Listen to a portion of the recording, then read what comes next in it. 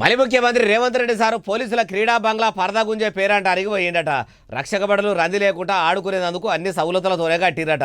తెలంగాణకు ఉప ముఖ్యమంత్రి కం పోలీసు మంత్రి కూడా సారే కాబట్టి పోయిండు.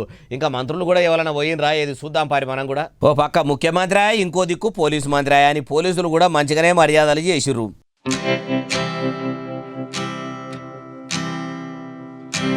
ఆ పేరంటానికి పెద్ద సుట్టమూలే హాజరుపడ్డ సారు రిబ్బెన్ను కత్తిరియంగానే ఆడున్నోళ్ళంతా సప్పట్లు కొట్టి సంబురపడ్డారు. లోపలికి పోయి పోలీసులతో కలిసి కొద్దిగంత సేపు ఇట్లా ఆటల్లా మునిగిపోయిండు. బిల్డింగ్ అంతా కలెదిరిగిండు. ఉన్న కాడికి సరిపోతాయా ఇంకా ఏమన్నా అక్కెరపడతాయా? పోలీసులు ఆడుకునే ఆటల్లోకి ఇది తక్కువ పడ్డది అనే మాటనే రావద్దు.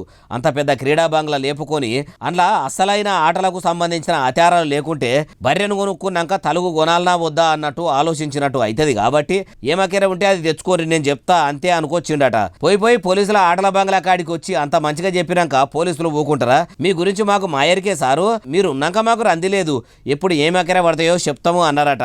ఆటలాడుకునేందుకు క్రీడా బంగ్లా మంచిగానే కొనిచ్చుర్రు. పోలీసులకు ఎక్సర్సైజ్ కూడా అవసరమే. కానీ కొన్ని పోలీస్ స్టేషన్లలో ఈ ఆటలాడే పోలీసులు పేదల బతుకులతోని ఆటలు ఆడుతుండ్రట.